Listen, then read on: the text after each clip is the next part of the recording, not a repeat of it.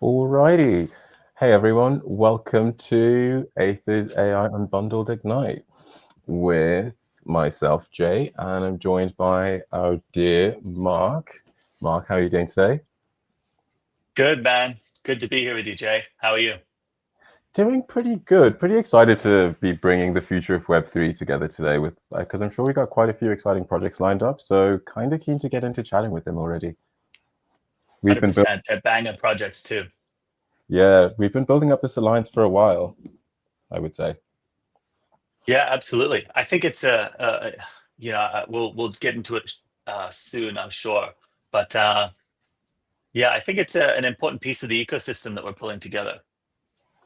Ah, and I think especially with some of the people we have lined up for today, it's going to make quite the great chat. But you know what? We'll save all the little pleasantries. I think we don't have much time, so we're going to dive straight into it. So first up, Mark, we're going to have Zero G coming in. So I'll see you in a bit. Zero G, up to the stage. Hey, GM, everyone. How are you? I'm good, man. How are you, Jake? Doing well. Thanks for having me. Mate, I am a big fan of what you're building at Zero G.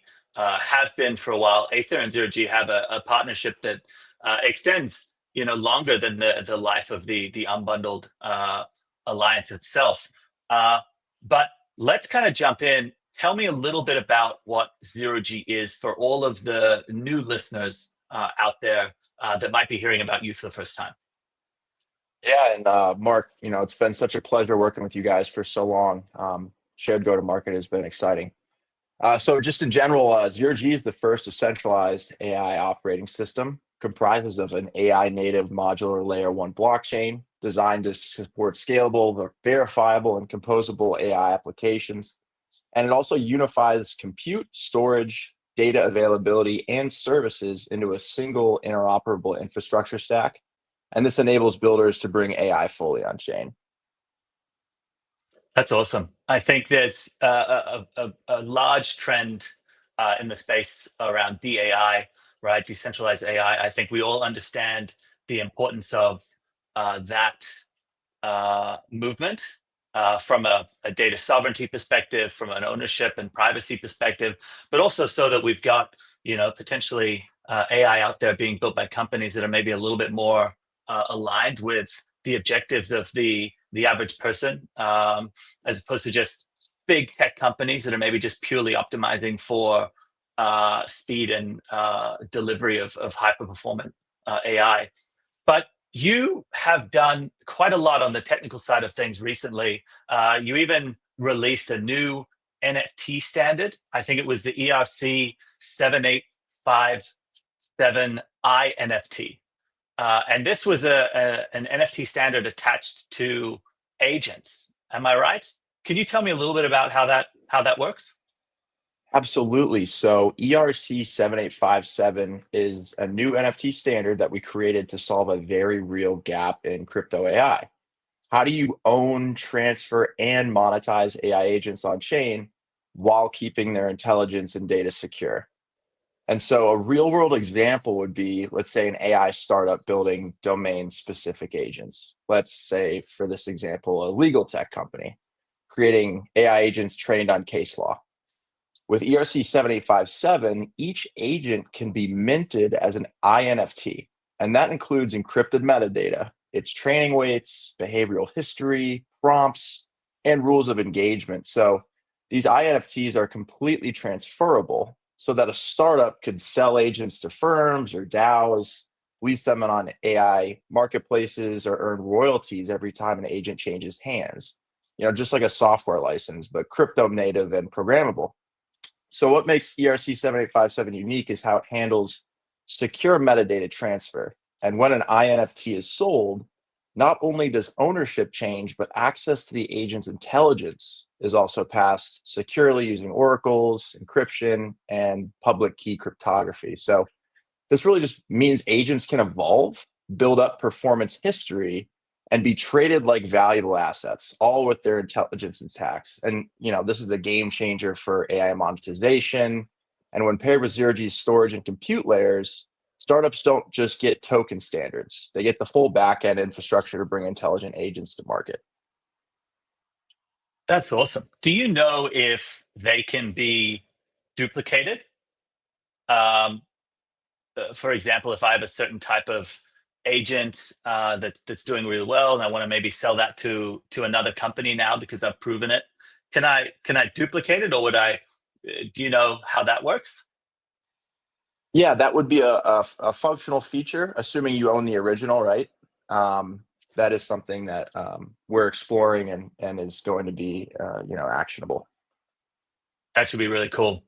I love the idea of this kind of ID that follows the agent with kind of its history from inception, right? You mentioned data and weights and training history, right? This is kind of a crucial roadmap that people can use to understand kind of what they can expect from that agent, whether it's someone they can trust, but also something that would really highlight the value of that agent on chain. So I think that's really really cool.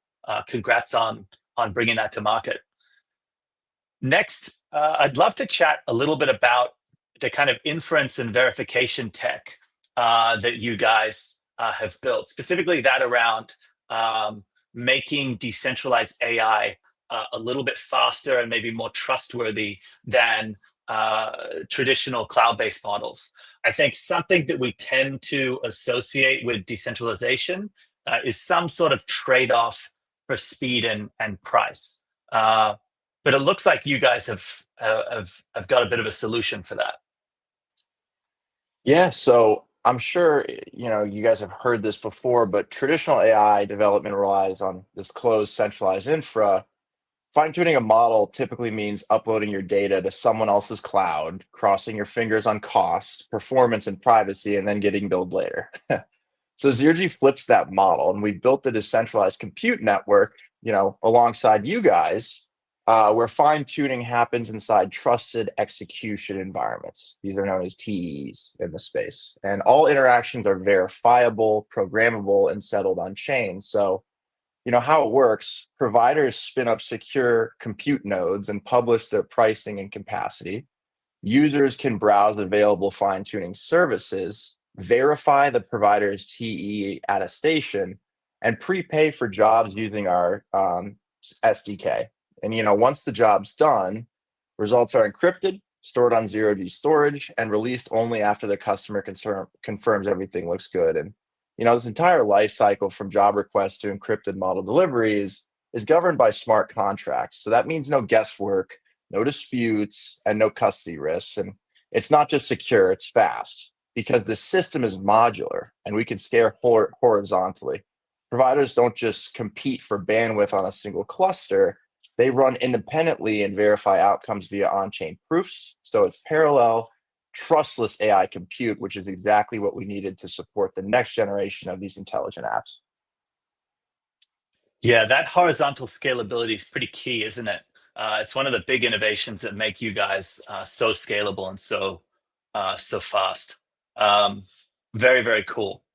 So, taking a bit of a look at the AI Unbundled Alliance, what is the kind of the boldest vision that you see us being able to maybe unlock, particularly with your modular OS? Well, we think of today's AI agents like single-use tools, right? Chatbots, automation scripts, plug-and-play LLM wrappers. They respond, but they don't evolve. They work in isolation, often without memory, reputation, or continuity. And our boldest vision is a world where AI agents evolve as intelligent economic actors, agents that learn from on-chain interactions, build persistent memory, earn income, and compete or collaborate based on performance. And with Zero infrastructure, this becomes possible. Our storage layer gives agents long-term memory. Our compute layer supports inference and training in decentralized environments. And with INFTs via ERC-7857, agents can be owned, audited, transferred, and monetized with full lifecycle control. Imagine a decentralized AI research swarm, dozens of agents analyzing a data set, proposing hypotheses, peer reviewing each other, and earning tokens for validated insights. Or a persistent NPC economy and game, where every agent evolves in response to players' actions and competes for in-game dominance. Or DAOs, staffed entirely by composable AI agents running forecasting, customer support, strategy, all verifiable, traceable, and incentivized. So these aren't just hypotheticals. We're actively working towards that stack, and Zero G is laying the groundwork for the evolution of AI as a transparent, adaptive system governed by code and driven by incentives, all ultimately to make AI a public good, which is our mission. I love it. For example, can agent builders at the moment go and access or read about this ERC-7857 INFT standard? Where can they go and see information about that? Appreciate the plug there, Mark. So we've got zerog.ai docs, right? If you were to go to zerog.ai, you'll see our docs section. We do have a dedicated section to ERC-7857, how to deploy. And of course, as our head of BD, I'm more than happy to get you set up with any sort of resources, kind of white glove if you want to learn a little bit more. But yeah, we do have a docs page. We have a blog about it. Please check us out on zerog.ai and follow along on Twitter. All right, last question before I go. I'm not actually sure how I get a community question. When Jay reappears, I'm sure he'll tell me. But I'm sure everyone wants to know, and I'm not even sure you could tell the answer, but when TGE? So we have a very, very exciting second half of the year planned. Looking forward, we're going to be at a lot of the major events throughout the year. TGE, I guess the alpha that I'll give you is it's happening this year, folks. And we're just figuring out the exact time frame for all the day one integrations to go live. I mean, we are building a massive layer one ecosystem. And you Web3 native folks know that there's a lot of infrastructure that we're going to need to have deployed on our blockchain. So we're just really working with the hundreds of folks, whether that is, DeFi infrastructure, SDKs, tooling, wallets, everything. We're working with everyone to make sure that we're holistically going to market together. So that obviously influences a lot of the dates, but it's happening this year. Please stay tuned. We're going to be telling more and more about exactly what that looks like, but expect that to happen sometime this year. And we're so excited to be launching alongside all of you guys. Awesome. Jake, great to chat with you. Great to have Zero G with us and a part of the AI Unbundled. Thank you again so much for your time. Thanks for having us, Mark. The better together narrative is always very apparent with us. So y'all have a good one. Likewise. All right. See. Do I pull? There he is. Oh, wow, Mark. Himself. No, I'm back again. Wow, Mark, that was a really good one with Zero G. They really set the bar quite high with their decentralized OS. I hadn't even heard of the INFT standard before then, but I'm pretty sure that they got a lot more coming up for us. So you asked about the questions. Don't worry, coming in the next round, I'm definitely going to ping you on those community questions. But for now, let's bring in Biconomy, shall we? With their Web3 and AI dApps for seamless users. Are you ready? Sounds good. Okay, bringing them up to the stage now. Oh, bring up ChainGPT. There we go. Hey, everybody. Hey, how's it going? How you doing, Chris? Awesome. Yeah, I'm really well. Thanks for having us today. No worries. Thank you for joining us. Mates, I know what you do well. I think it's pretty incredible the value that you're providing to the builder ecosystem. I'd love to hear how you explain yourself to the community. If you could give us a brief introduction, that'd be fantastic. Sure. Great. Well, my name is Chris Duggan. As you see here, I'm the marketing manager of ChainGPT. I like to say when I do these AMAs, and I do quite a bit, with ChainGPT, there's something for everybody. We have an AI NFT generator. We have a Web3 AI chatbot, which is trained on Solidity. So you can generate smart contracts, audit smart contracts. We have launch pads that do IDOs. We have an incubation arm called ChainGPT Labs. So we're really an AI-focused company with a ton of different utilities and fun things for people to do, integrated with a ton of chains. You may have seen this week that we just launched on Solana, so that was a really exciting work Congrats. for us, a lot of preparation that went into that. Launched on Rydon, so some really cool things happening in that way. Yeah, and I love working at ChainGPT because most Web3 projects will just tell you they have so much utility, but as we all know, like the proof isn't always there. But with ChainGPT, I think it really is the case. Check out our app while you're listening along. It's just app.chaingpt.org. And as I say, I think there's something for everybody. So yeah, really happy to be on today. Really happy to be a part of this Unbundled program. And thanks again for having me. No worries. Thank you for being a part. Like you said, what a fantastic toolbox to add to the unbundled ecosystem, right? Something for everyone, whether you're coming in here building a B2C application, or you're building an infrastructure project, or you're launching a meme coin. There is something that that literally any project can use. I mean, I really was excited when I heard about your smart contract writing, AI smart contract writing capability. That's got to be speeding up how long it takes to launch projects in the crypto space. Is that something that you're seeing? Is it something that you expect maybe to be able to help projects in the unbundled ecosystem? That's the idea for sure. I mean, if you're like me, I'm just a humble marketing manager, Twitter person. I've never written a line of code in my life, right? But with this tool, you can literally, I mean, most of us are familiar with vibe coding and things like that have come out. This is a very similar tool that's constantly being updated. And yeah, it's amazing. Like I said, you don't have to be able to write a single line of Solidity. You can basically just describe what you want, whether it's a DAO, a token, staking logic, whatever you want, and it can be deployed in seconds, not just generated, but also deployed.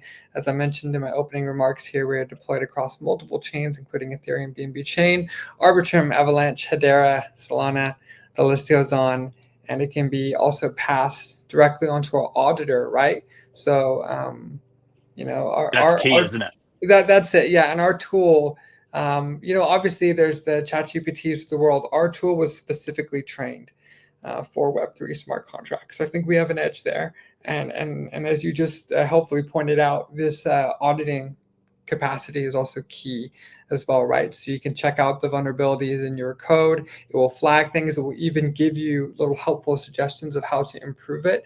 And I really like the actual interface. If you go try it out, it's like color coded. It's very easy to understand. So even someone like me, I was able to deploy a basic lottery contract using the tool while we were testing our Hedera integration a few weeks ago. So yeah, like to your point earlier, I think it really means that early stage teams can move faster without compromising quality. You're not outsourcing. Hopefully you're not delaying anything. You can just ship the products that you want and have confidence when using that auditor tool as well. Yeah, I think a lot of people don't understand yet the power that kind of specialized small models will provide to ecosystems like ours in the crypto space. The fact that you've got a model that you've fine-tuned on smart contract data and code that's in the crypto ecosystem, it gives your tool an edge that a generalized model like ChatGPT will just not be able to kind of reach, particularly from an accuracy standpoint. And that's what matters most with smart contracts. So really cool what you've built. Tell me a little bit about the AI analytics side of your business. Do you provide that as a service to kind of Web3 AI projects? Does it give them a bit of a competitive edge? What does it look like? Sure. While you were just talking on the last question, I did want to just mention a little bit of alpha I have to share. We're going to be open sourcing our Solidity LLM in the coming months. So I think that's really cool too. So this tool for auditing and generating is going to be open source. So I'd love to see how people build with that as well. But to your question about the AI analytics. So basically we have an AI trading assistant on our platform, which offers a real-time AI-powered insights through a chat interface. So the same place where you go to audit and generate your smart contracts, you can basically detect technical patterns like triangles, wedges, double tops, head and shoulders. Most of us may have heard these terms. We don't really know what they are. It's a really simple, user-friendly interface, but profound and advanced capability. So basically, all you do is you go in and then punch in whatever coin you want, and we have thousands within the system. And it can also help you, factor in those metrics, volume surges, exchange inflows. And if you're an AI project working on trading bots, market insights, or risk engines, I think this functionality can help you respond to trends faster and build more adaptive data-aware tools. I love it. I've got some alpha for you. I'll help you train a trading bot that does the opposite of whatever I do. It's going to be incredibly successful. I think mine might be competitive with yours, but we'll see. Yeah. All right. So, last question before maybe we have a little bit of time. But how do you kind of envision the AI Unbundled fostering collaboration between, I guess, ChainGPT and other partners to push this AI innovation agenda? Yeah. So first of all, is we have a extensive API and SDK toolkit for a number of our tools for you to integrate them in, whether it's our AI news. I mentioned AI Web3 chatbot. You can integrate it into your Telegram or Discord community, for example. And we also have a grant program as well that we offer to projects that apply. And they're 10K up to 100K grants available. And those grants can be allocated in API credits as part of the packages. So if any of my my amazing fellow panelists and unbundled participants are listening in here, if you're interested in anything I'm talking about, feel free to shoot me a message on Telegram or go through our DMs on Twitter. I'm sure the team would be happy to hook you up with some API and SDK credits to that end. So I think that's one way that we love to collaborate with people. The team is just constantly wanting to get these tools in the hands of projects to help them out with community management, AI news, and so on. So we'd love to support. I can't promise that I'm not the gatekeeper to the grants, but I have a feeling that given our commonality here, they'd be happy to help you out. I also mentioned just a moment ago our smart contract generator and the AI auditor. I think those would be really cool things for people to start factoring into their projects as well. And we love to see what people build with ChainGPT API and SDK tools. So definitely reach out if that's something that you're interested in. 100%. And I think what's great about the kind of the AI Unbundled Alliance is what we want people to be able to come in and they chat with you, Chris, about a ChainGPT grant, right? But at the same time, they can be chatting to Aethir for a grant within our ecosystem, a grant from 0G. It's about the combined power that we can kind of provide to the projects that are looking for what we can offer, with the objective of making this almost like a little bit of an accelerator, right? Connecting dots that might be difficult to connect on your own and just push you through with a bunch of really cool tools, connection to really cool infrastructure, and make your launches as successful and as smooth as possible. Kind of everything I'm sure we wished we had when our companies were a lot younger. Of course, and these are great venues for doing so. I think we've all been on AMAs or Twitter Spaces where there's a connection between one or two or more of the co-hosts or co-panelists, I should say, and it's always cool to see what comes out of that. So really appreciate you guys, hosting this platform for this purpose. And as I said, we'd love to hear from everybody, and I'll definitely be listening closely on my end to the work that everybody else is doing and reporting it back to the higher ups to see how we can work together. Awesome. Well, Chris, thank you so much again for joining us. Thank you for bringing all of the tools and all of the incredible things that you guys have built at ChainGPT into the Unbundled ecosystem. I know that it adds an incredible amount of value to not only those of us that are already a part of the ecosystem, but everyone that's coming and going to join us in the days to come. So thank you very much for your time. Always a pleasure catching up. Thank you. All right. See you soon. Hello again, Mark. How are you? Good. The Wizard of Oz, the man behind the curtain. Yeah, that was a pretty good one with ChainGPT. Pretty incredible tools they have going there. Yeah, absolutely right. But up next, we have a project that I'm quite excited about. We have Mike from GEODNET coming up. So, Mike to the stage. I'll see you in a bit. Hey, good morning from California. How are you, Mark? Hey, I'm good. How are you, Mike? Good to see you again. Good to see you. I'm doing well. We're keeping really busy over here. You guys are. You've had some big wins over the last kind of couple of months. I'd love to give you a bit of a chance to share, but maybe just introduce people to GeoDNet just quickly. I think it's one of the coolest use cases out there. Be glad to do that. So GeoDNet is a decentralized network of satellite reference stations which provide precise positioning. So this lets our robots, our drones, our devices out there know where they are in an absolute sense to within a centimeter accuracy.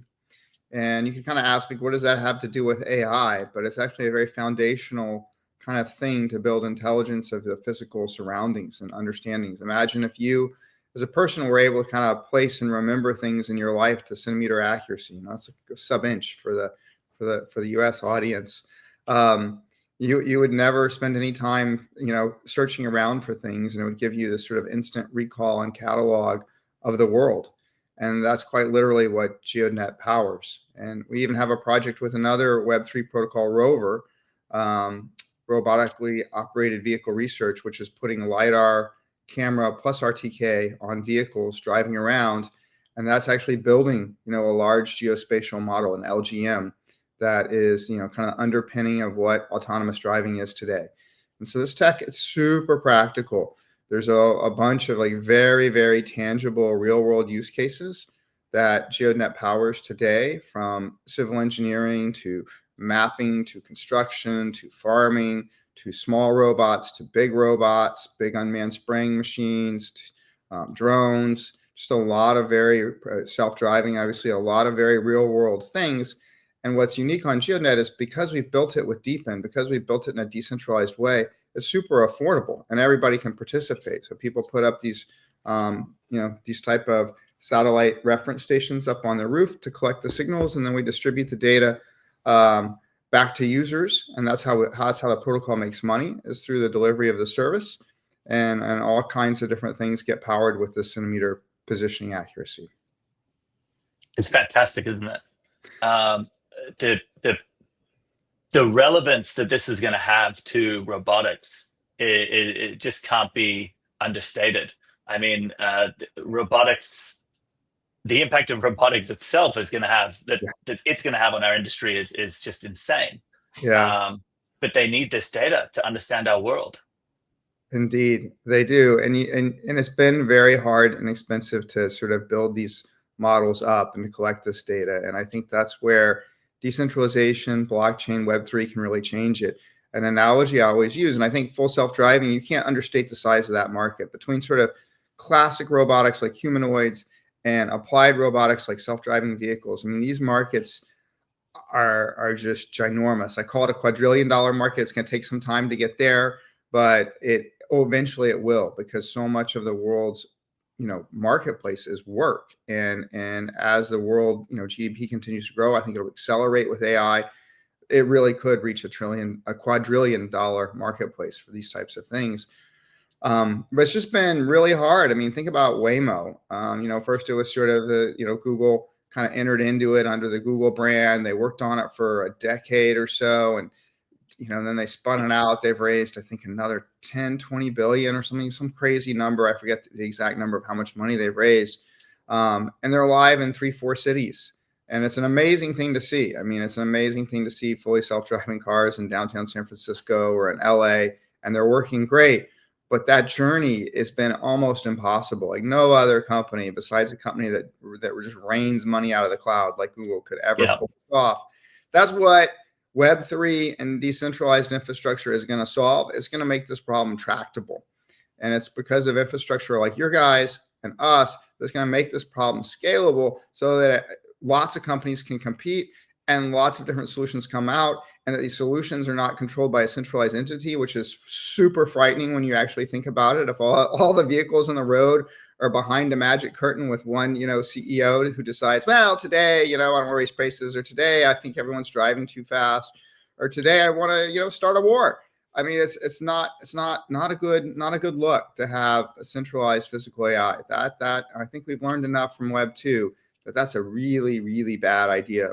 So I think Web 3 is going to have its moment in these marketplaces where robots inherently need to be on chain, and they inherently need a lot of compute, a lot of storage, a lot of sensing to work. And that's what we as a community can provide. Yeah, absolutely agree. I mean, you've got all of this incredible, precise geospatial data. How can AI startups come in and get use of that data? Yeah, so for those that are looking to build robots, they can just sort of directly get a free trial account to try it out. We have lots of people who I would call kind of core robot developers in the Asia ecosystem, in Europe and the US, who've started out building on it. There's also a lot of equipment out there already that's higher end equipment, not consumer robots. I'm very bullish on consumer robots, but there's a lot of precision ag equipment, a lot of drones out there that support RTK, and we've been getting those customers onboarded left and right, just because our service, the coverage is so good, and the price and the availability is so good. So that's kind of how you go for getting the precise positioning service. In terms of building out AI models, this partnership with Rover, Rover.network, ROVR, they are collecting, as we speak, daily 3-4 terabytes worth of LiDAR plus camera plus RTK data. There's no data sets like that available today. So you can reach out to them. We already have customers onboarded, pulling in data from the Rover network. It's a very, very unique data set.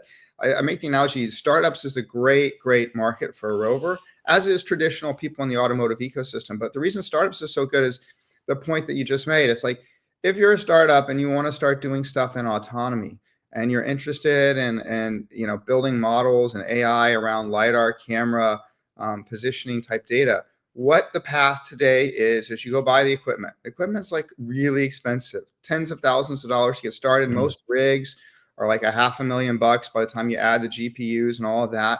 Then you got to buy cars. Then you find out your AI engineers don't want to drive those cars, so you got to hire a driver. Then you realize, oh shit, I'm in Silicon Valley. I got a place to store these things. Now I need more space. Space is expensive, right? You're $1 million in before you've gotten your first data set. And that's where Rover really shines, is that we've turned everybody. You see these self-driving test vehicles driving around with the LiDAR camera and fancy sensing systems on that. We've turned that around and let everybody do that. Like, you can get your Rover rig and set it up and drive, and you are now part of the AI revolution, and you're really powering it in a way that's much more decentralized. So now lots of startups can compete, lots of people can develop, and also you can protect some national sovereignty on some of this stuff. I mean, there's real issues around physical AI and not only privacy, but also safety and security. And I think those have to be taken very, very seriously. And really, decentralization is the only really viable path to do that.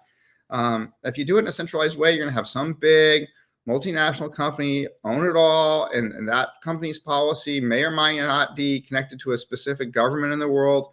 I don't know. I think physical AI without decentralization is just terrifying, honestly. Yeah, fundamentally agree. Is Rover live in Singapore? That's where I'm based. Can I strap one to Yes, you can. to my car?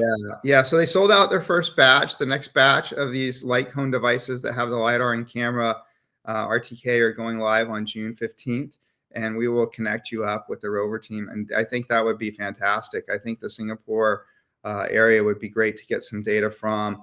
A lot of interest in this thing. It's really off to a great start. Yeah, not too much geospatial data available in Singapore. It's a pretty small place, but maybe all you need is just one rover. I'll get you all of the Singapore data. Sounds good. We have great RTK coverage there, and we have a bunch of users in Singapore, as it turns out. So that has been Singapore, Malaysia, Vietnam. This has been pretty in-demand data for us. We have incredible coverage in Indonesia. I mean, where it's like there's no network. I mean, it's unbelievable RTK coverage there. So we do have, traditional users and survey and drones and stuff active in Southeast Asia today, and it's an important market. We've got the largest network in India by a mile. So we have over 1,500 stations now in India. And that's a very exciting marketplace because a lot of these traditional applications that use precise positioning, like construction, survey, farming, because the equipment's been so expensive, they haven't penetrated that much into a marketplace like India. So we also not only have the opportunity to grow all the new stuff like robotics and drones and those spaces and AI driven things, but also just the good old fashioned traditional high precision applications.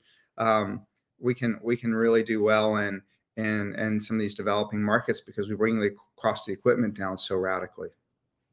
100%. I think Indonesia is a great example because it's a collection of 16,000 islands. I think 18,000 depending on how you count. But proliferating high performance infrastructure over that type of environment is almost cost prohibitive unless you do it in a decentralized way. So the fact that your infrastructure is so prevalent in that part of the world is just, again, a great example of why this type of technology distribution is so much more scalable and just so much more effective for this type of use case in particular. Yeah, absolutely. And to really put that in a quantified way, people have wanted this for a long time. It's not like GEODNET came up with the idea of building a globally referenceable high precision layer for the world to be able to position things to centimeter accuracy. The idea has been around for a long time. People have been trying to build it for 20 years.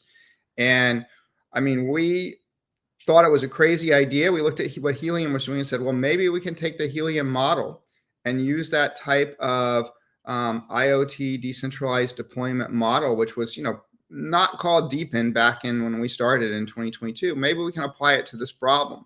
We presented it at a very technical scientific conference, Web2 conference called the Institute of Navigation. And people were like, yeah, that's interesting. Maybe you could do it without crypto. That'd be nice. And I said, no, I think you really need an economic incentive and rails for this to work. I said, okay, give it a go.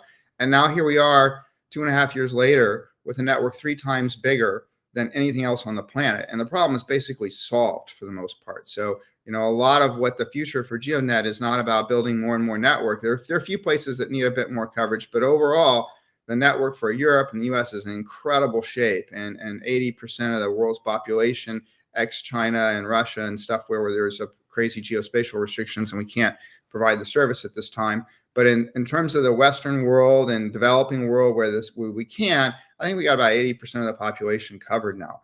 So in a very, and nothing else is close. So in a very, very short period of time, we were able to go through something that the industry's been trying to solve for a long, long time. And the utility isn't insane. We are the number of people adding on to GEODNET from the traditional industry, it's really astounding. We were just reviewing it yesterday. I'm like, oh my God, it's just growing really, really well. 100%. And I'm gonna have to kind of wrap up our chat pretty quickly, but also I think it's important for people to understand as well that we all know how the last 2 years in crypto were, right? This wasn't like there was some outrageous bull market, and people were just buying this device because they were getting like token rewards through the nose, right? I feel like your distribution has come on the back of a very organic and well understood base. And I think that's just, again, a testament to the type of product and marketing and education you're providing to the people out there. Yeah, well, thanks for the support, Mark. And crypto is a wild space. I'm a Web2 guy, right? I've been spending my whole life in positioning, navigation, autonomy, robotics, these fields. Built a couple of very successful companies in the field prior to GEODNET. But I've never experienced anything like the craziness in Web3, and it is a very volatile market, and that's not always helpful. I gotta say, not in love with that feature of the market, but I think it does there are projects and there are things, and I think this category of deepin and this decentralizing AI, I think is one that will stand the test of time, that can ride through ups and downs, because there's so much utility. My new expression for the Web3 is people should focus on utility, not liquidity. Every other call I have with pure Web3 is all about liquidity this and pools and this and that and staking, restaking, blah, blah, blah, blah. I mean, it's great if it does help support the growth. And I understand the need for some of these things, and I'm not negative on it. But really, we should all talk about utility first. The word utility should come long, long, long before the word liquidity. But that's just not how the Web3 market rolls. That's just my little, not how we're programmed. Yeah, not part of the program.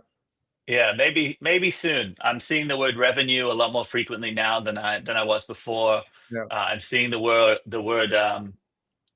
utility. So I think we're trending in the right direction. But as you say, there's still a long way to go. But It's Mike, thank you so much for being a part of AI Unbundled. I think that there's a lot of projects that are really going to benefit from access to the infrastructure and the data that you guys provide. I think we're starting to see an influx of robotics and robotics adjacent projects entering in the crypto space. I think there's going to be this really fantastic and exciting synergy between kind of the database deepin protocols and the robotics side within the crypto sector. And I think it's a very natural and exciting fit. So thank you for being a part of this alliance and the journey. Thank you too. Thanks for having me on. No worries. My pleasure. Okay, let's see. Hello again, Mark. We are back again. It seems so far we've had quite a lot of interesting projects. Geospatial data. Very, very interesting. I love the projects that are bringing really interesting data sets into the crypto space. I think it's a massive bottleneck when we look at AI and when we look at robotics, and I think it's such a perfect fit for deepin. It's going to be a big thing over the next kind of 1 to 2 years. Yeah, and it definitely is. And then let's keep that momentum going with our next guest. So they're bridging IoT and blockchain to give AI trusted real world data, bringing to the stage deepin Jesus from IoTeX. Hey guys, how's it going? Great to see you, Mark. Hey Jesus, mate, I love the name. I think we need more deepin figureheads, right? More kind of champions out there sharing the gospel of deepin. I 100% agree. Yeah. Fantastic. Such as yourself as well, right? Well, I guess Mark is a biblical name. So deepin Mark, I'm one of the disciples, right? Exactly. Why not? We can keep it in theme. Let's start the biblical section of the AMA. I think it was a good segue. Yeah, as long as we give people the TLDR version, right? No one's reading a Bible these days. But Jesus, I think it's great that the IoTeX conversation is happening right after the conversation we just had with GEODNET. I think the segue is fantastic. deepin is something that's very close to my heart. It's how we scaled Aethir.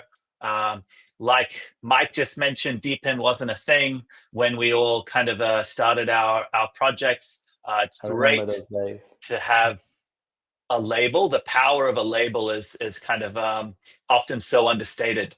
But deepin really kind of surfaced the specific advantages that this type of infrastructure has, and it made it really easy for people to understand. And I think that projects like yours are doing a fantastic job making it even easier for all of these new projects in the deepin sector that were kind of inspired by the projects that have come before and that are looking to the problems of the future and building tech to solve it. But before we dig into the questions, I'd love it if you could give us a little bit of an explanation on what is IoTeX. For sure. I mean, there were you were right on a lot of things. For example, I mean, the GEODNET intro was perfect to basically talk about what we want to do now.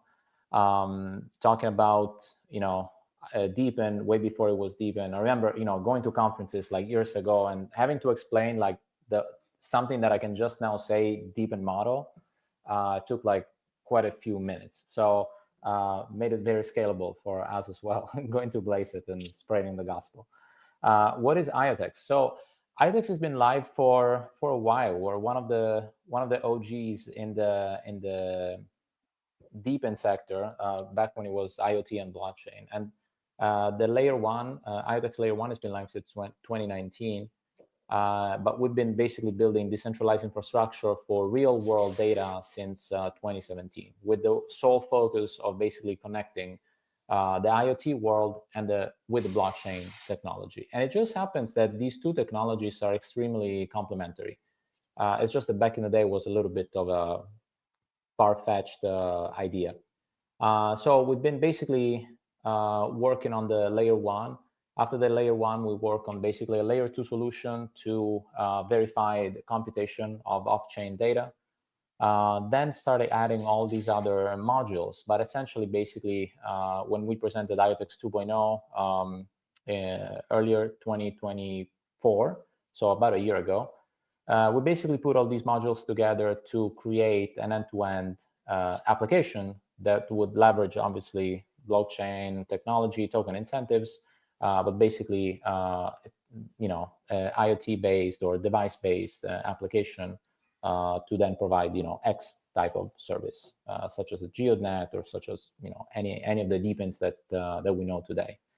Fast forward to basically now, there is another great opportunity, which is AI. And AI is an amazing customer for verifiable IoT data. And so I think it's just happened that there is this amazing opportunity where agents, machines, AI systems can all collaborate with each other in a P2P type of way without a centralized entity, kind of like what you guys were speaking with Mike earlier. And there needs to be some sort of infrastructure that can provide all of that. So it's on top of the verifiable data, it's a verifiable identity, it's a verifiable computation, and so forth and so on. So that's kind of like what IoTeX provides.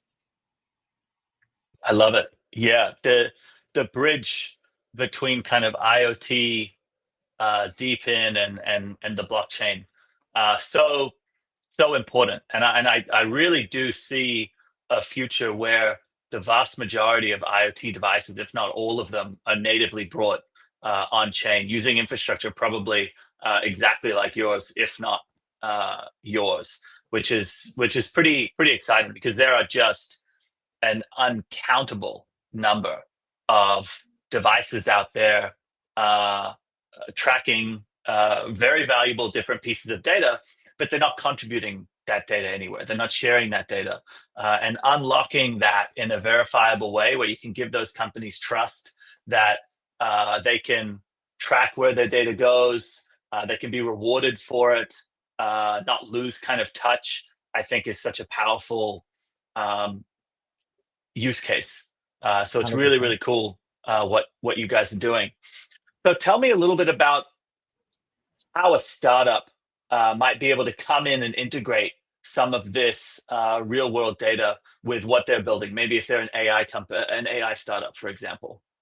Yeah, for sure. So obviously it's pretty funny because being such like a horizontal layer, it's really, there is not one path. It's really up to what the startup wants to do. But we have a ton of products that could be interesting. For example, IOID, which is one that I think would be very useful for any AI startup. IOD is basically a decentralized identity system, a framework that is purpose-built to establish trust in the machine economy. So basically, how do you enable AI agents, or how do you enable physical AI to interact with machine in a secure and autonomous way.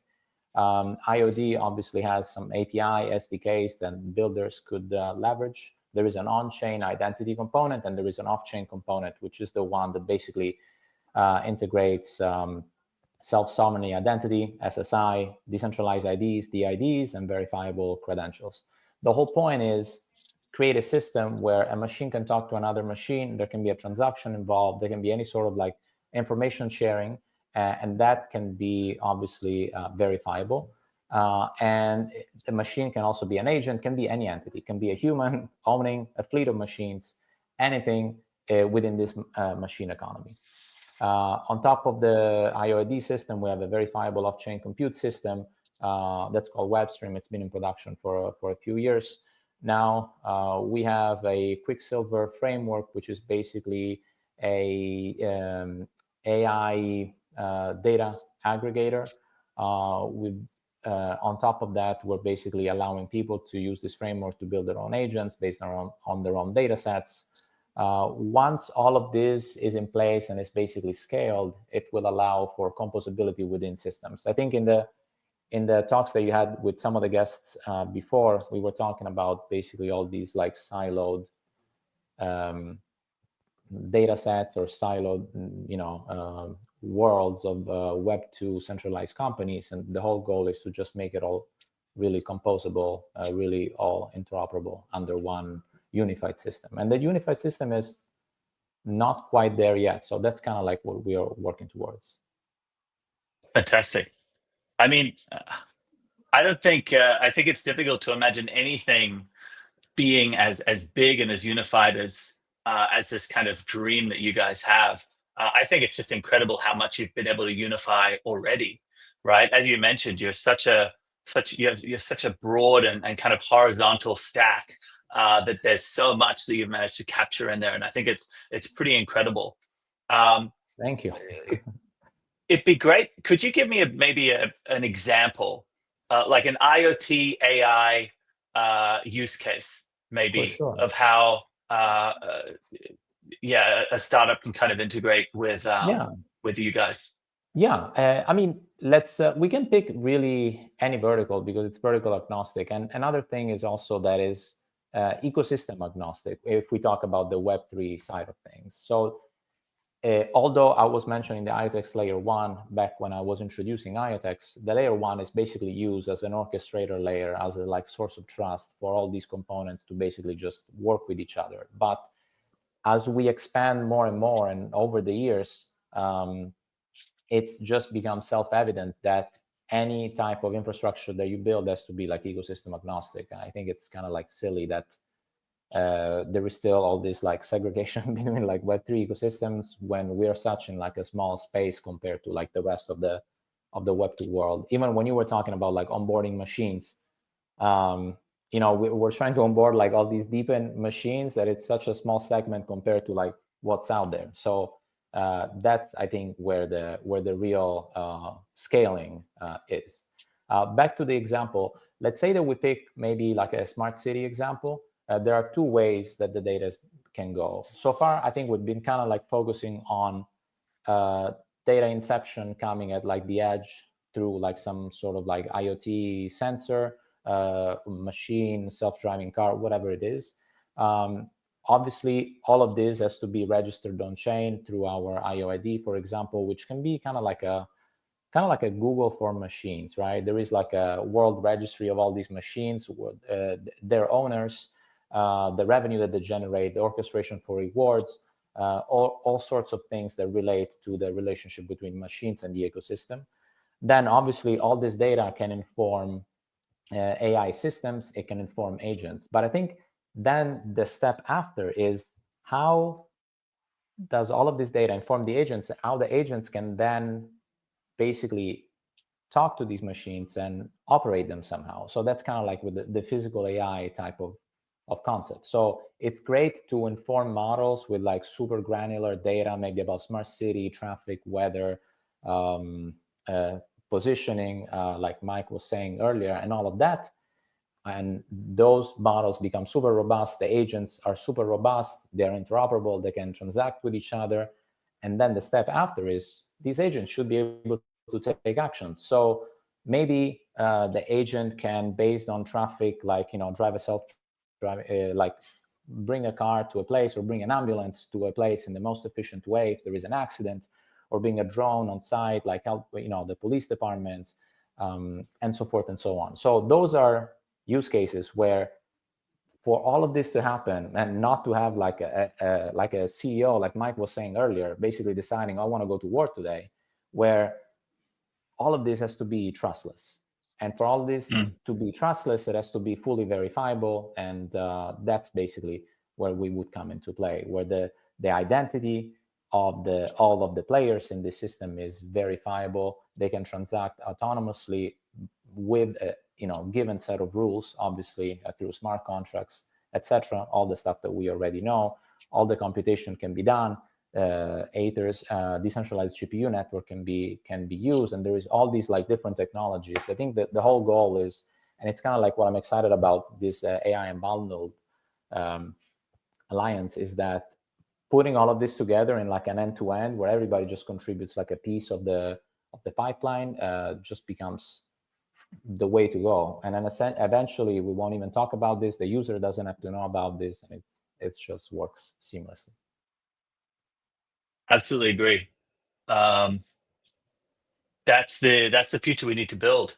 I mean, in the crypto space, we've been very tribal for a very long time, and I think that there is so much opportunity that's being unlocked, on the kind of chain abstraction side, right? On the ecosystem side, like yourself, how you're building at a chain layer from an orchestration perspective, but you're also ecosystem agnostic from an integration and kind of a customer perspective. And I think more projects need to take that approach. One of my personal maybe hopes and I would say predictions is that that AI comes in and just automatically removes all of that UX challenge, right? Because the integration between all of these different protocols and environments is largely a UX issue. We can get from one place to another. It's just going to be really annoying for a person, right? But it's not necessarily going to be annoying for an AI. And I hope that with the data and the tools that we're able to provide through projects like IoTeX, we're going to get to that AI ecosystem faster. And it's fantastic having you and your team a part of this ecosystem. You've certainly got the most experience of kind of any of us, having been in the ecosystem, building deep in since, what did you say, 2019? 2019, yeah, when the layer one went live, and the researchers started in 2017. We've contributed like so many papers, but it's crazy. It's like great to see so many of the concepts that now we hear at like spaces or AMAs or at conferences, and knowing that like they originated from like some of the papers that maybe our head of research wrote years ago, and now they're like common knowledge for anyone in the industry. So yeah, it's super exciting. Yeah, I think it's awesome. The growth of this sector in particular has been pretty incredible over the past 12 months. Glad that we're able to join you guys on this journey. But Deep in Jesus, thank you for joining me here at the altar. Appreciate your time. Thank you again, IoTeX, for joining us in AI Unbundled. Very, very excited to work with you guys to introduce all of the projects that we're going to be working with as a unit to all of the different things that the IoTeX ecosystem can offer. Thank you very much. Thank you. Thanks for having me.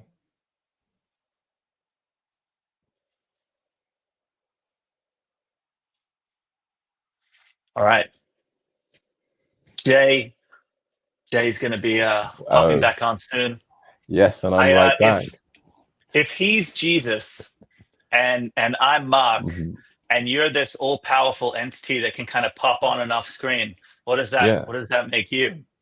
You'll have to tune into the next AI Unbundled AMA to find out what exactly. How about that? Sounds good. But that was a pretty good chat there. And then who we have coming up next, they're all about privacy and securing data. So up to the stage, we're bringing Marco from Oasis Protocol. Thanks, Jay. Hey, Mark. Hey, Marco. How are you, man? Very good. How did your PDoom change since the last time we talked? Sorry, say that again. How did your PDoom change? That's one of the questions I asked you the last time we met. Yeah, we're trying to keep this lighthearted. We're not going to get into any doomerism today, but I will say there's a lot to be optimistic about. I think projects in particular, like yours and other projects in the AI Unbundled, that are building towards a world where decentralized AI is more of a reality. I think that's one of the most powerful things that we can be doing to increase kind of global optimism around AI. But let's dive into Oasis. Could you give the audience a little bit of an understanding of what Oasis Protocol is? Of course. And of course, my PDoom is actually also decreasing. So I am getting a bit more optimistic. Oasis has been around for a long time as well. I mean, we launched in 2018. In 2020, we launched our consensus layer. We built an L1 that was always supposed to be focused on privacy. And then now, pretty much 2 years ago, we launched the first confidential EVM into production. And surprisingly, it's still the only one. So if you want on-chain privacy and you want to develop in Solidity, you kind of have to go to Oasis. So why should you use on-chain privacy? Some use cases simply don't work without. I mean, confidential voting, blind auctions, all kind of things that are very normal in Web 2 are very difficult to execute in Web 3 because of this feature of transparent blockchains. And we thought, hey, this is actually a bug. I mean, there's so many ways to attest to compute that happened. You don't need to see all of the data. So that's what we built. We onboarded projects like Ocean Protocol because they really wanted to be as decentralized as possible. And for their AI-based prediction marketplace, they wanted to post all the predictions on-chain, but needed a way to monetize the inference. So what they did is, hey, they posted encrypted, and then those that pay to see the data, then they get access. Pretty straightforward, but again, it's not that trivial to do in a blockchain world. And then what happened in the past year was everyone was building decentralized AI. Everyone was just plugging in APIs to OpenAI, whatever, into the application. I was like, how does this work? I mean, we built deterministic systems with blockchains, and then suddenly we are including this very cool intelligence part, but it's non-deterministic. There's no way to verify that what happened off-chain is actually correct. Like there's no Oracle systems, nothing. So it was just like, come on, we're kind of forgetting the verifiability part of blockchains. Like they were built based on decentralization and verifiability. And then we completely threw this out of the window when introducing DAI into the space. So what we built is kind of a framework where you can utilize the TEs that we have worked with for many years now to verify this compute. So it's not anymore just about privacy, but actually a lot about verifiable compute. That's awesome. I mean, verifiable compute has been such a challenge on chain. Whether it's a lot of challenges, and it is super exciting to see solutions like what you guys are able to provide coming forward in an actual usable form. Yeah, right? exactly. And I mean, as you say, like even for on-chain, it's very difficult. And I mean, the ZK people have done amazing work. So ZK for verifying things and helping kind of scale layer ones has been amazing. Just for like more complex things like LLMs, it's very difficult. And let's see if this is ever going to move on-chain. But those things happen off-chain, and we still need a way to verify whatever happened off-chain if we want to use it on-chain. 100%. And I mean, when we talk about DAI, we're often talking about AI on chain, and privacy is critical within that kind of frame of reference, right? We're sharing a huge amount of data with our AI agents, with our models. There's a bunch of funny prompts floating around now that that you can kind of plug into your ChatGPT and get it to give you a CIA threat assessment of you, right, based on what knowledge it has of you, and and there's astrology based prompts, and it's just crazy how much AI already knows about you. And the idea of kind of bringing that on chain and potentially having that exposed to the blockchain ecosystem in a non-private way is, I think, something that's relatively scary at times. But your Oasis Protocol's tech addresses that, right? You can kind of bring this privacy-preserving AI application to market. Am I right? It's actually for both. So it's, if you want to do everything on chain, you can have privacy. But I think, as I said, like, it's going to take a while until we have actual LLMs on chain. Like, I know many very impressive teams are working on it, but even if we keep it off chain for quite a while, and I'm actually not a fan of putting everything on chain. This is just massive data honeypots. Who know how secure everything will be? And honestly, data should be like, what's it called, like nuclear waste. Like, we should be very careful on how to handle it, because currently we don't know. Like, we're just putting everything on chain, and yeah, it's going to be there, and let's see how we handle it moving forward. But as long as we keep it kind of off chain, there are already better solutions than ChatGPT, in a sense. Like, as you said, for me, it's honestly crazy, like, how much information we are already sharing. I try to always kind of push people to think about their price for privacy. Like, everyone has their price. I do too. I use ChatGPT. I try to keep the sensitive or very personal information and thought parts low, but a leak would I tell it already... everything. It knows everything. Yeah. I mean, because we have the impression like, hey, it has cross-chat memory, it's going to be more powerful if it knows more about me. But Yep. leaks are possible. And I mean, then let me ask you, like, imagine an OpenAI hack. All of your prompts are public, tied to the email address that is tied to your OpenAI account. Would your partner stay with you? 100%. There's no funny business happening in that chat. My girlfriend, I'm not sure. I asked so much relationship topics or questions and kind of, hey, true. you did this, I did this, can you give me a third perspective? So I'm honestly very scared of this leak. Yeah, tell me why I am right in this argument. That's where I'd get in trouble.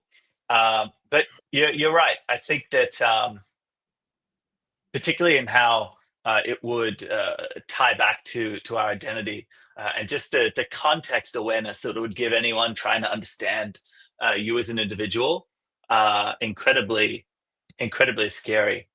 But as you say, it's the upside, the price of your privacy. I mean, people are giving it away pretty cheaply. Yeah, it should be higher than a Ghiblified image. So people should really think about it. And I mean, there are solutions for it. Like, you guys have tons of H100s. You can enable confidential compute on those. NVIDIA has released this like 2 years ago. Yes, it still needs some work. They released like multi-GPU attestations just like 6-7 months ago. And people are still experimenting with it. But it is possible. And I mean, most of the inference is running on those machines. So it's just a matter of like changing business models or kind of changing user perspective. But that's a very difficult thing. Like, normally you unfortunately need this big hack data leak for people to be like, oh, damn, I should really think about what I am sharing. And preferably I use a solution that is privacy preserving, because they're renting GPUs on Aethir, but they have CC enabled. And I can verify that everything is happening privately, because there are chains like Oasis that handle all of the kind of TE part, the remote attestations. I can, even if I'm technically inclined, I can reproduce the build to check, hey, they are using this model, they are running on these kinds of machines. Everything is already doable. It's just a matter of kind of activating it and getting the user mindset ready. 100%. I'm hopeful that some of the reward-based ecosystems, right? Some of the incentives that we can attach to data ownership and distribution, like what we see in DePIN, right? Mhm. Where you buy a GEODNET physical device and you're rewarded. You're rewarded for contributing that data. I hope we start to see more of that with... I'm back. hope we see more of that with data sets that we know are valuable, right? We find a way to package them and kind of reward users for sharing them. I think that will create an environment where people have a better understanding of the value of the data. Because you're right, it's either the carrot or the stick, but the market doesn't learn very well with neither.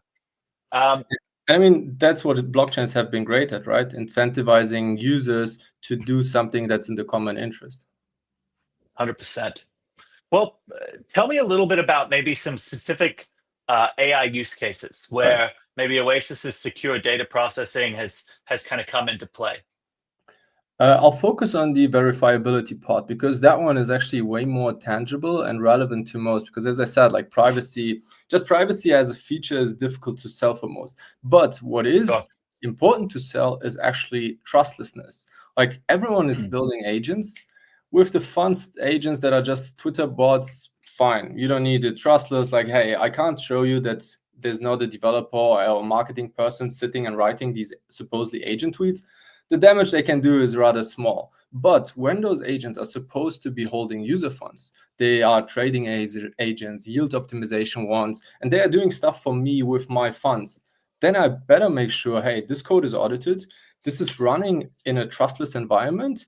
I can somehow verify this, preferably, or actually you need it, the private key, the wallet of the agent needs to be derived in the secure environment so that even the creator of this agent cannot extract easily. Of course, it's doable via code, but this would be visible, cannot extract easily the private key of the agent and thus rug users. And I mean, all of us in crypto, we are very hurt children. Like we've been rugged, we've been scammed, we've all lost 5, 6. So much trauma. Tons of trauma. Like I'm very hesitant of trying new solutions exactly because of that, especially when it's supposed to be like, hey, let me put in like 5K, 10K here. It's always with a risk. So we should try to reduce this and build it as trustless as possible. And that's exactly what we offer. Like we built a framework. You can run any arbitrary application as a TE application. We host it. It gets decentralized key management from our network. And you can get kind of all kinds of features like storing secrets like API keys on chain because we have private smart contracts. So you can do lots of fancy things. And that's actually most of the use cases that we have today. When I talk to projects, like 95% are building cool agents that need kind of the separation of developer and agent. I love it. Yeah, this kind of trustless verifiability is going to be crucial as we have more and more AI coming online, right? As the interactions that we have in the digital world become potentially more and more either human to agent or kind of agent to agent, right?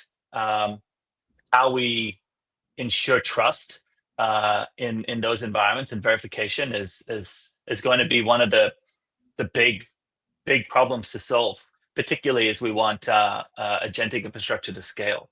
Right, and it's one of the big pitches we can do as why decentralized AI has a role to play. I mean, I always quote Rydon, the founder of EigenLayer. He said, crypto has an apps problem. AI, on the other hand, has a trust problem. Crypto has kind of solved trust. Like we've built decentralized systems that are trustless. AI has kind of solved the app problem. Like you can spin up agents super easily. Those can be our applications. So it seems like a match made in heaven. We just kind of have to connect the dots. And that's what we're working on most of the time. I love it. Well, Marco, thank you so much. I think what Oasis Protocol is building is just absolutely necessary. It's fantastic to have you and your team as a part of the AI Unbundled. I'm excited for all the projects that will be kind of coming online and utilizing your tech to build just this kind of a privacy verifiability inclined infrastructure. So thank you again for being a part of the AI Unbundled. Thank you. Thanks for inviting us. It's a pleasure, man. No worries. Thanks, Marco. Nice. That brings us up to our 5th one. That was pretty good. Interesting to hear what they're cooking over on Oasis right now. 100%. I know I'm being too slow as well. I've run us over I've been no, enjoying my conversations too much. Sorry, indeed. guys. Indeed, your cup runneth over with great conversation. But as we know, take note of that, I'm going to bring up our next guest, which is Biconomy. So, Vance from Biconomy to the stage. Hey, Mark. Hey, how's it going, Vance? All good. Yes, How about I can you? hear you. I'm very well. I'm very well. Hope you haven't Excited. gotten Sorry tired by for now. You've been back to sorry back. for no. I feel bad for you. I've kept you waiting. No worries. I've No worries at all. gotten sidetracked. This is why I'm not allowed to host spaces. But great to get the chance to catch up. Let's jump in. Tell me about Biconomy. Sure. First of all, thanks a ton for having me. So basically, I'll just give a quick intro on me and then Bico. So I'm Vansh. I'm basically the growth and product lead at Biconomy for its latest B2C offering. This product is called Hypersignals. We started off with building Def AI. In the Def AI space, we were building a bunch of AI agents for abstracting away all sorts of DeFi transactions. But we sort of course corrected. I won't say corrected. We just sort of had the same mission, which is increasing the on-chain volumes, increasing on-chain transactions, and making it really, abstracted away for the users. But now we're doing it entirely for on-chain perps. To start off with, we're going to be doing this on top of Hyperliquid. But yeah, coming back to Biconomy, which is the bread and butter. Biconomy is the infrastructure layer which is making the Web3, actually usable. We've got more than 50% market share in account abstraction space.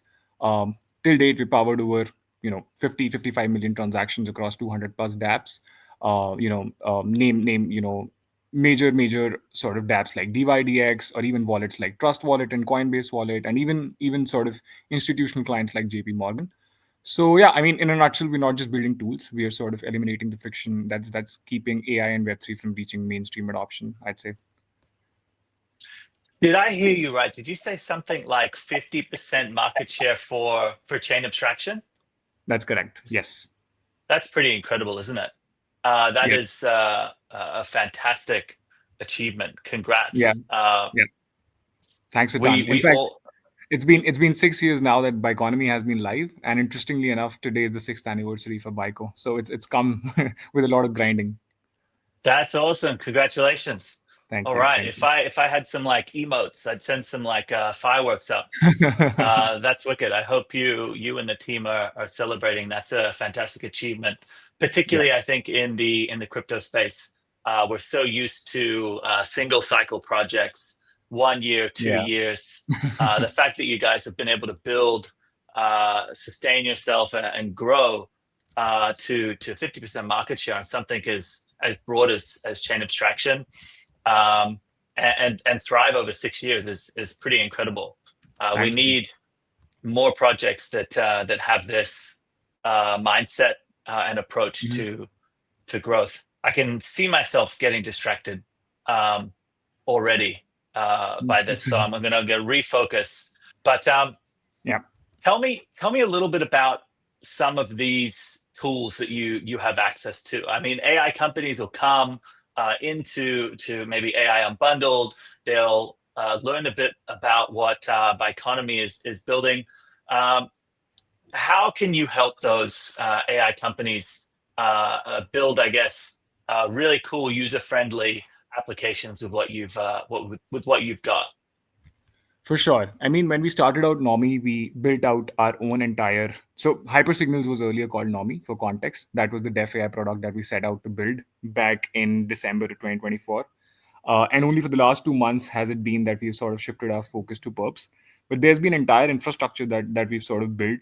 You would sort of you can compare it to the likes of Griffin and Herenon, but it differs in the way it works.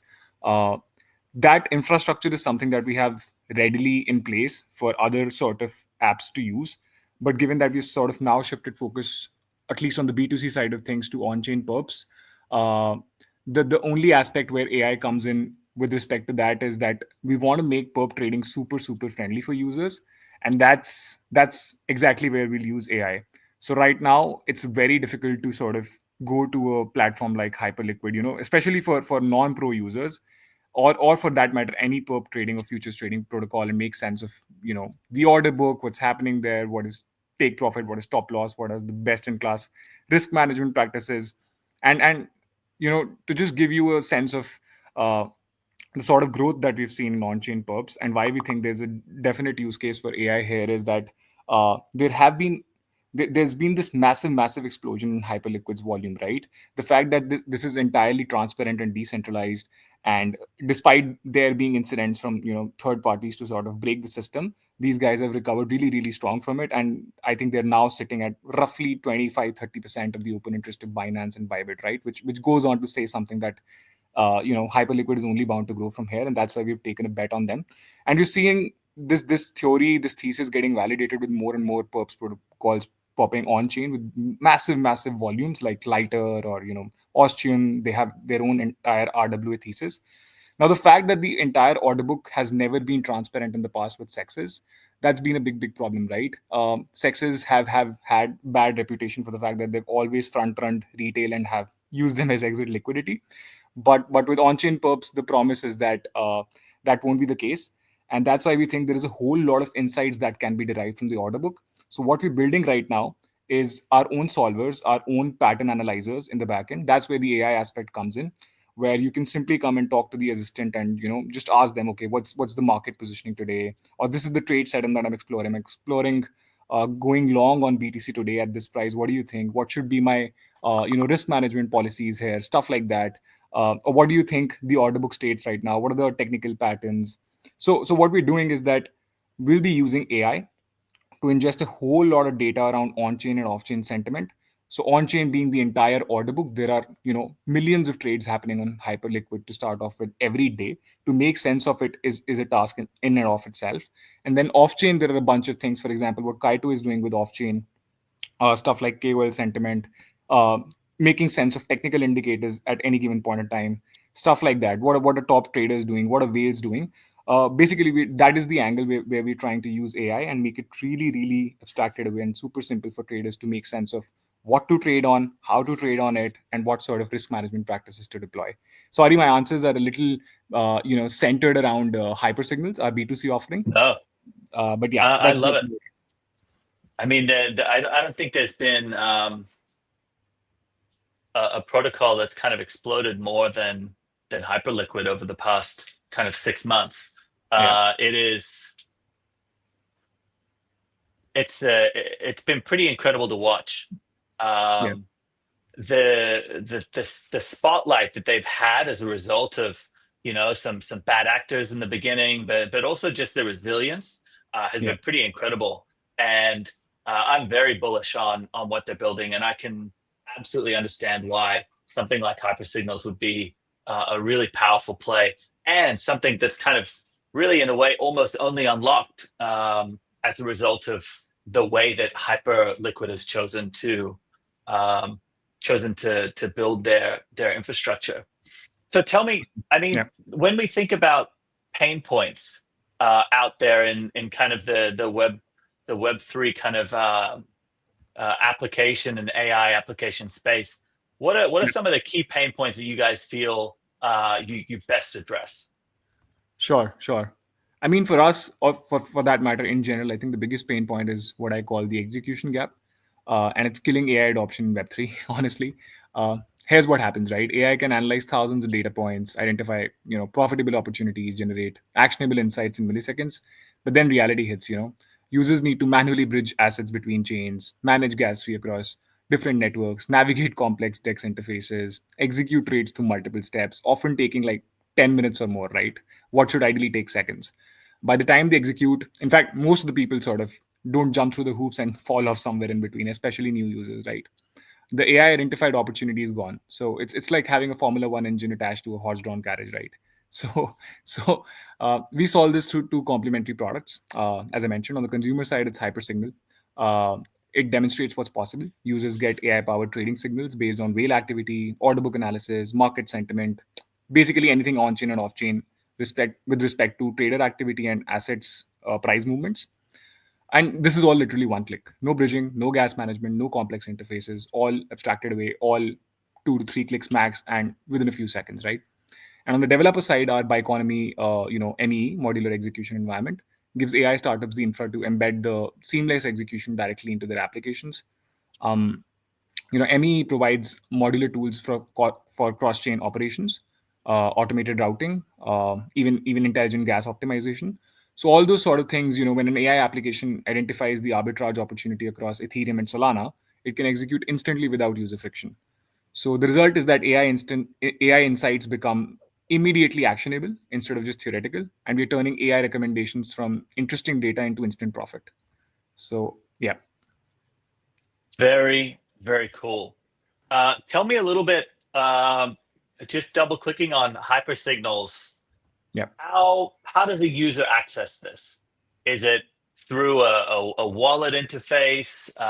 Is there a specific application they have to access through your website? Is it a Telegram bot? How do you get in and access hypersignals as a user? Sure. So we've very recently announced our rebrand from Nomi to Hypersignals and just indicated the fact that we're sort of building on the perps direction.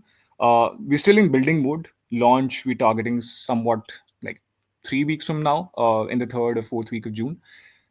This will be a web-based application to start off with, a web-based app, and probably in the later half of Q3 or earlier half of Q4 is when we'll also go to a mobile app sort of an interface.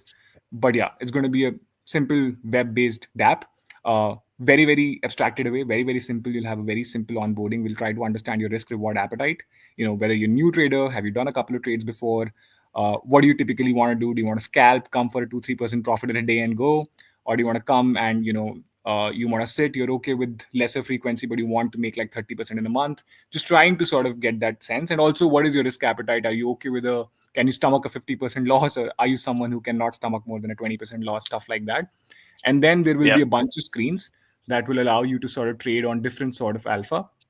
You can either trade on trader specific insights. We'll have very, very comprehensive sort of scoring mechanisms to sort of compare traders. This won't be your typical copy trading thing where you just see PNL and win rate. I think that's completely flawed in the sense that it only gives you a sense of absolute measures and doesn't give you a sense of consistency, the trader's capital efficiency, the fact whether he's front running you or not. There are a bunch of things there we're trying to solve for. And then there would be other ways as well to trade. We'll have a screen, for example, where you'll have single assets and you can sort of see all sorts of signals on that screen. That's why we sort of also went with this name, where you'll have on-chain signals, off-chain signals. When I say on-chain, everything order book, everything whale activity and top trader activity related. And when I say off-chain, everything KOL sentiment, macro news related and technical sentiment related. And basis that will have a confidence percentage where you can trade either long or short on any given asset. And then there will be a bunch of social and gamified elements, which will make it really fun for you to, for example, you and I can have a tournament right now. Let's say both of us put $100 in the wallet and just, compete with each other as to who wins the most in the next, 4 hours, 6 hours, whatever. We can set a time and sort of like a multiplayer game also to make it fun. So all of that, and then also have a GPT layer or an AI assistant layer when you can come and say, this is what I'm planning to trade. How do I go about it? Do you think my trade seems right? Or what are the top traders doing right now? So just any question related to order book and market sentiment in general, and you can make sense of whether the trade that you're thinking of, or if you don't even know what to trade on, you can get a sense of what you should trade on right now, basis where the market stands. Mate, that sounds pretty incredible, to be honest. I know you've got one customer here waiting, and I'm sure you've got a whole bunch of customers that are a part of the AI Unbundled, but also everyone listening. That just sounds like that magic piece that we've been waiting for. AI that can stop me losing money on meme coins, right? Yeah. It's the dream. But honestly, once again, pretty incredible what you guys have been able to achieve. Congratulations on your 6-year anniversary in the crypto space. That makes you like a 30 to 40 year old Web2 company, right? Oh yes, for sure. If I understand correctly. So you guys are just building obviously some very, very cool stuff for things to have been this consistent, this good for you guys. But please do share with us when Hypersignals goes live. I'm sure everyone really wants to know. where can they go to find out more about what you guys are building? Sure, absolutely. I think Twitter is the best place. Hypersignals_AI is our user handle. And then, of course, there's a waitlist that's active right now. So for anyone who's sort of wanting to stay tuned as to when the product launches and what sort of upgrades we're going to come up with, waitlist is the best way to go. So, yeah. Love it. All right. Congrats again. Thank you, Awesome. Vance, Thanks for again, Mark. joining us. Really Thanks appreciate to it. you as well. Thanks to you as well. Appreciate this. Bye.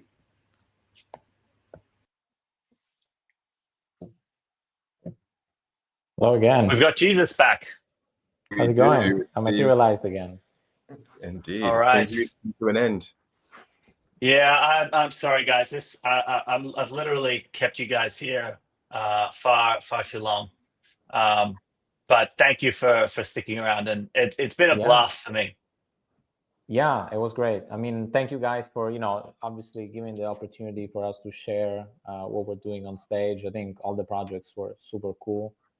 I'm excited to put everything together and keep, doing some magic here with the AI Unbundled. Absolutely right. Absolutely. Well, there's just please. I'll quickly say something. Sorry. Yeah, I think there's so much synergy between the different projects that we've spoken to today. I think there's an alignment in vision.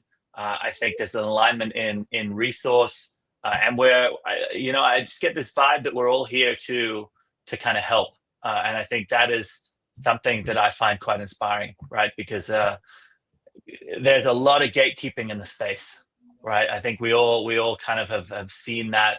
It's kind of how things have run, right? I think cabals, for example, are something that have been really brought to the surface over the past kind of couple of months in particular. And I think that democratizing all of the access to all of this kind of alpha and the tools and the technology that we've built and coming together in a way that hopefully we can provide that to as many cool builders as possible is something that I think is quite exciting. So very, very happy to be a part of AI Unbundled and bring all of the cool stuff that we have to as many people as possible. And it's absolutely been great having you on, Mark, as well as you, Deep and Jesus, and all the other guests that we've had today. And Mark, we'll see you again here next week, same time, for all the next batch of the exciting projects we have in the AI Unbundled. Yeah, I'll keep it on time schedule next time as well. Sorry about that. First time. You did great. I think, heads off to you, man. You did great. Thanks, man. Appreciate it. Sure. All right, guys. See you guys around. It's been a pleasure.